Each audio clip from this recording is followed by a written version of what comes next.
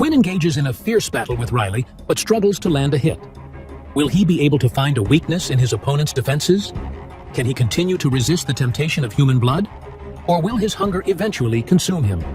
How long can he keep his secret hidden? And what will happen when someone finally discovers the truth?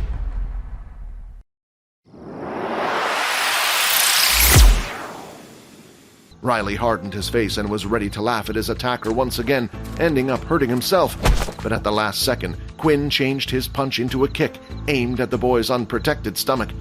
It worked, Quinn thought as the other bent over in pain. With one last fast, swift attack to the back of his head, the red-haired boy got knocked out. Second fight has been completed. 50 EXP received. Additional reward 20 EXP received. 100 of 100 EXP. You have reached the maximum amount of EXP. Would you like to level up? Once you have leveled up, any changes will be irreversible. Not heeding the warning, Quinn shouted out, "Who cares? Yes!" Congratulations, you are now level 2. Evolution process has started. Evolution? What the? His euphoria from a moment ago had instantly vanished, replaced with a large stabbing pain in his heart. The organ started to beat faster than it had ever done before, the blood rushing through his veins all over his body. The excruciating pain was too much for him. Falling on his knees, he tried his best to refrain from screaming, afraid he might alarm someone. The pain continued to spread throughout his body. He was so focused on that feeling that he failed to notice that his broken hand was healing alongside his leg, his full attention on the sharp stabbing pain, now in his teeth. Congratulations, you have successfully evolved. You are now a halfling. He had never heard of the term halfling before, and apparently the process was irreversible. Before he could spend any more time on it, even more messages appeared. Your stats have increased. Skill unlocked. Level 1, Blood Swipe. Blood Swipe. The skill has a range of 5 meters. It will fire out a red line of energy from the user's hands. To use the skill, the user must use their own blood, causing -1 HP per blood swipe. He had no time to check his new stats, as yet another message showed itself, this one bolder than the previous ones. It drove Quinn into a state of shock. Your hunger grows. You can no longer suppress your need for blood. Your HP will decrease by -1 HP every hour until you have consumed human blood. Have I become a vampire? He mumbled to himself. The truth had been staring him in the face long enough. All the signs had been there. The book about vampires granting him EXP, growing weaker when hit by sunlight, the constant hunger, the clear night vision, and the way the blood of his first victim had been enticing him to consume it. Quinn was not sure he could do what the system was demanding of him. There was this moral binding, his last shred of humanity that held him back from completely turning into a beast. He stood there looking down at Riley, who had passed out on the ground. It was the perfect opportunity for him to do as the system demanded. Something was drawing him to Riley's body. He could smell his victim's blood. He could hear the beating heart. Without realizing it, he bent towards Riley and could see his pulse beating through his neck. You have received an optional quest. Drink the blood of your victim to absorb a stat point. There were many questions on Quinn's mind, questions he was unsure about and had no answers. How much blood was he supposed to consume? Would Riley die if he did this? Would he perhaps turn and become another vampire like him? Layla had continued to watch Quinn ever since he had left the convenience store. When she had seen him follow after Riley and donning the mask, she had understood what he was about to do. She saw Quinn lift Riley's body slightly off the floor while kneeling beside the unconscious boy. Yet the gaze he was looking at him was very strange. It wasn't the gloating type of look of a winner over a loser. What the? Layla wondered. He can't be planning to kiss him. What is wrong with this guy? The next moment, Quinn placed the unconscious body back down. Unable to come to a decision, his mind continued to go back and forth. Damn it! In the movies it looks so easy. Just the idea of sticking my teeth into someone. I just can't do it. Layla started to slowly creep about closer through the bushes and trees. Then suddenly, her foot had landed on a small twig, and a snapping sound was heard. What was that? Quinn thought as he turned and looked around, but could see no one. However, in a panic that someone was coming his way and would find him, he left the body where it was and headed back to school. I wonder what that was all about. In the end, he didn't do anything. Layla was curious what the point of him at the end had been.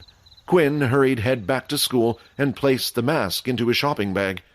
Quinn then decided to open his status screen to see if his stats had changed after evolving. From what he could see, merely his HP had increased by 50%, while everything else had remained the same.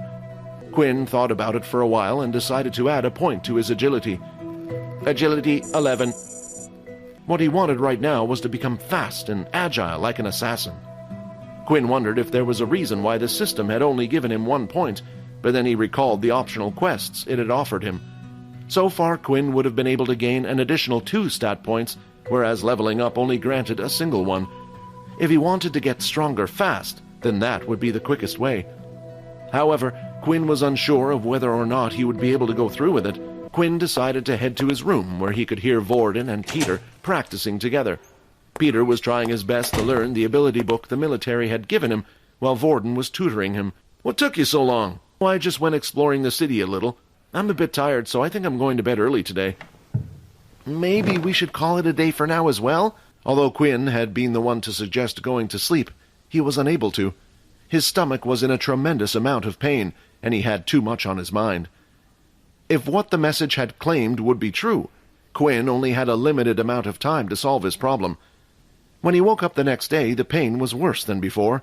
10 hours have passed. Your hunger grows. You have lost -10 HP. HP 5 of 15. Your HP will continue to decrease every hour. "Hey, Quinn, you all right, man?" Vorden asked, seeing Quinn's face. "Yeah, I just got to go somewhere." Quinn excused himself as he rushed out of the room, heading down to the canteen. Everything that had happened so far had been a miscalculation on Quinn's part. Although the system had warned him about his 1 HP loss every hour, he hadn't expected his body to react like that. In fact, he had only planned to sleep for 5 hours. That way he would have nearly half a day to come up with a plan how to rid himself of his problem, ideally before morning classes started. Quinn made his way to the canteen queue to be served some food. He was taking in deep breaths, slowly, an action that was supposed to help him get the hang of his heightened senses. Right now, he was able to hear the conversation from the other side of the room, pots and pans clanging in the kitchen as if they were next to him.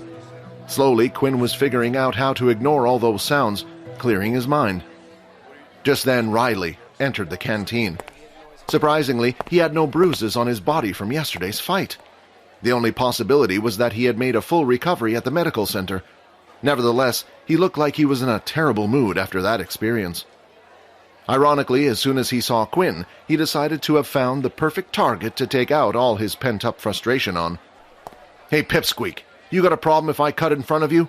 However, Quinn was too busy trying to isolate the sounds from his mind to pay attention to him. "Who the hell do you think you are?" Riley shouted as he grabbed Quinn by the collar. In that instant, Riley's face was incredibly close to his. Just like yesterday, he could hear Riley's heartbeat. He could feel the blood flowing through his arm and muscles lifting his shirt. Something took over Quinn's body, and he immediately hit Riley's arm away and pounced on him, causing the two of them to fall to the ground. Quinn was now on top of Riley and had both his hands pinned down. "Get off me, you crazy animal!" Riley screamed, but when Riley tried to overpower Quinn and lift his hands, it was impossible. His ability to harden his skin was useless in this kind of situation. Then, Quinn started to feel something growing in his mouth.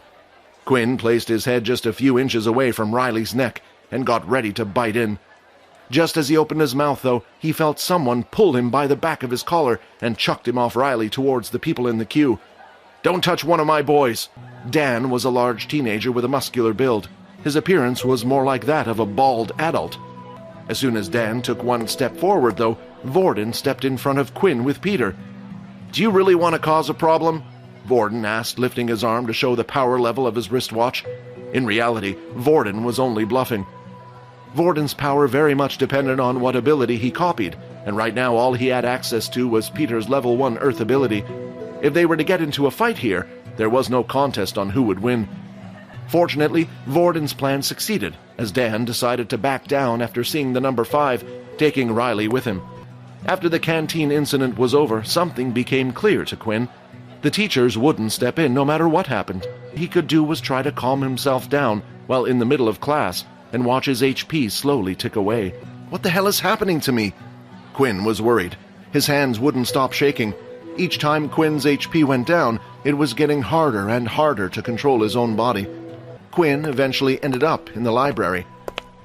"Please have something I can use," Quinn prayed as he took out fantasy book after fantasy book about vampires. He sat on the floor and read one last book and found nothing of use. When he closed the book, he could see Layla standing there opposite him. "Are you okay?" Layla bent down so she was at eye level with him and placed her hand on his forehead to check his temperature. "Do you want me to take you to the nurse's office?" Quinn hadn't heard a single word she had said. Her neck had been too mesmerizing. The urge was uncontrollable. Sighing, he pulled Layla by the arm, bringing her close to him. A weak sorry escaped his lips as he bit into her neck. His teeth quickly sunk into Layla's skin, and at the same time a gush of blood entered Quinn's mouth. Surprisingly, Layla didn't feel any pain from this. Even if she wanted to resist, she couldn't. The bite seemed to have a paralysis effect. Finally, Quinn's hunger was dissipating. "Your hunger has decreased. Your hunger has decreased. You will no longer lose HP." Even though the messages appeared one after the other, Quinn continued to suck Layla's blood away. "HP regenerating. HP regenerating. 15 of 15 HP. Immediately he let go of Layla, causing her body to fall to the ground. "What the—" Quinn wondered aloud, unsure where he was. "Did I do that?" "A positive blood type has been absorbed. You have gained 1 strength." Thankfully, Quinn could hear Layla breathing, so he at least wouldn't have to worry about accidentally having sucked her dry. Unfortunately, there were 2 clear bite marks on her neck that needed to be dealt with. He then lifted Layla up with his 2 hands. To his surprise, discovered she was lighter than he had imagined. Not wasting any time, he headed to the doctor's office, all the while going over what had just happened. Would Layla remember anything when she got up, or would Quinn have to convince her to keep it a secret? If others were to find out of his rare ability, it would start a bidding war between the private companies and the military. They would do anything to get their hand on such a new type of ability. Before anyone could find out about Quinn, he had to become strong enough to protect himself. While Quinn walked down the hallway, he got quite a few looks from the other students. It wasn't strange to see someone carry an injured person in the school, but it was strange for a boy to carry a girl unless they were an item. After enduring all those strange looks, Quinn finally reached the infirmary. Inside there was a single female doctor named Haley. "There's a free bed there. If you could leave her there, I will get to her as soon as I can." Haley came over to where Quinn and Layla were and started to examine Layla. "What happened? I was in the library when I saw her on the ground like that. Classes ended not too long ago, so it can't have been too long since she passed out, yet the wound on her neck looks like it's already healing on its own. Is it okay if I wait here for her?" "Oh, young kids these days. She's lucky to have someone as caring as you by her side." No. We're just friends, that's all." After Haley had gone away to look after other students, Quinn decided to open up his status screen. Strength, 11. Agility, 11. Stamina, 10. So it really did give me an extra stat point after all. Quinn was theoretically able to drink anyone's blood to gain stat points. However, what would happen if he drank Layla's blood again? Quinn looked around the room and Haley appeared to be busy dealing with another student. He carefully took the syringe and hid it behind his back, and then quickly scooted over to where Layla was once more. "I'm really sorry about this, Layla," Quinn apologized to the girl, "but you're going to have to be my guinea pig." He carefully searched for the right spot, and just when he was ready to extract some blood, he heard someone crash into the room. "Quinn, thank God you're here. Quick, I've been looking everywhere for you. It's Vorden, he's in trouble." "All right, come on, let's hurry." When the 2 of them entered the assembly hall, there were already multiple students there mumbling about a commotion. "Did you see what happened?" "Yeah, that guy's a monster. How could he do that?" "Luckily, the second-year students were here to stop him." The assembly hall was completely trashed. Craters and rubble had formed on parts of the walls and ground. Burn marks and other things were there as well, and there was even blood. "What happened here? I don't know. Me and Vorden were busy messing around, practicing my earth ability together. That's when a bunch of second years I'd never seen before came up to us asking for Vorden. Vorden told me not to worry, but of course I'm so worried, so I followed them.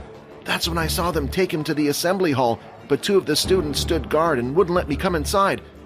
I didn't know what to do, so that's when I came looking for you." The smell of iron in the room was thicker than anything else to Quinn, and it led him to an area where dried-up blood could be seen on the floor. "Inspect.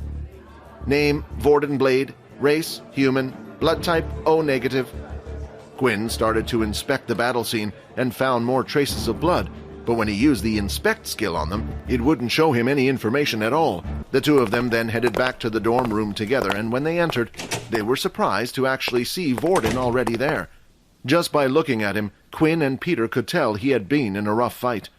"Vorden, what happened? Is everything all right?" "Yeah, just leave me be. I'll be fine. If you stay near me, you will just get hurt anyway."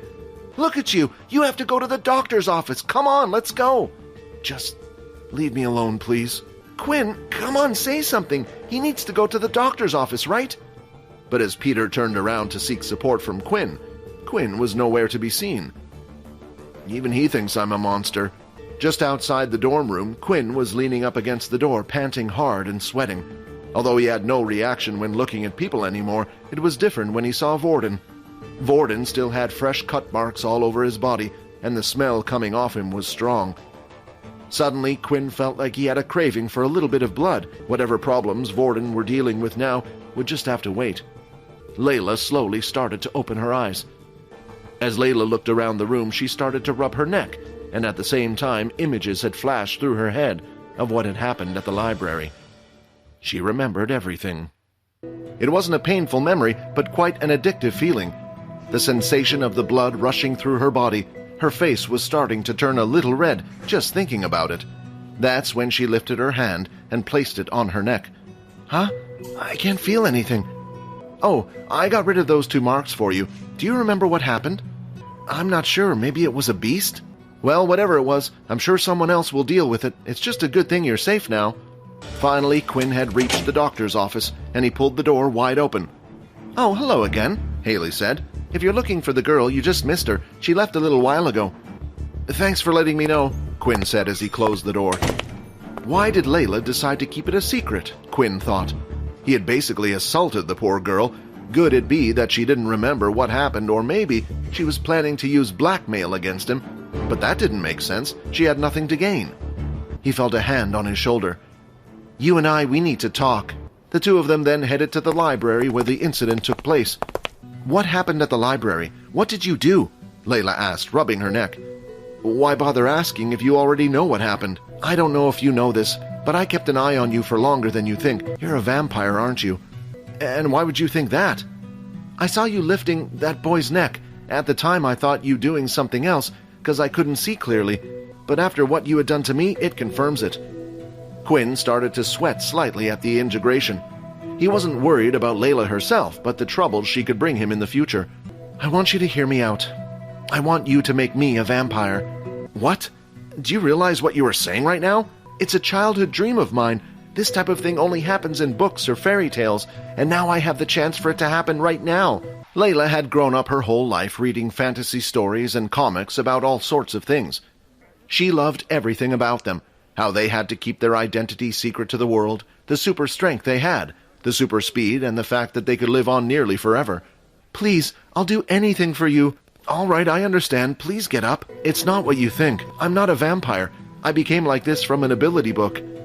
Suddenly, the smile on Layla's face disappeared. "You know what that means, right?" Quinn was basically telling her it was impossible for him to give her this ability. Because Layla already had the ability of telekinesis, it meant Layla was unable to learn a second ability. "Then why did you hide this from the academy? Why did you tell them you had no ability? If you got this from an ability book, you can't be an original." "Have you ever heard of an ability like this?" "But if you told the school you got it from an ability book, one that's not even being registered, and you aren't an original, you can make a fortune selling the book. When I learnt the ability, the book simply vanished." Quinn then proceeded to tell Layla about everything that had happened so far, but left out the details about the game-like system, only stating that he continued on as normal when suddenly he had this incurable hunger. Layla felt like it was a mixture of things she had read about vampires before. "Fine, I will keep this as a secret, but only on one condition. I want to help you out. We can't have you going around school biting people. They'll take you away in a heartbeat. If you need to feast on someone, then feast on me." "It's a deal," Quinn said, as the two of them shook hands. Layla was happy that Quinn had accepted. The truth was, Layla still hadn't given up on the idea of being a vampire. Vorden had entered the library and could see Quinn talking to Layla, both chatting and smiling away. Have you forgotten about me that quickly already? You're mine, and I'm not letting anyone hurt you. What secret is Vorden hiding? And how will it impact Quinn's life? Can Layla be trusted?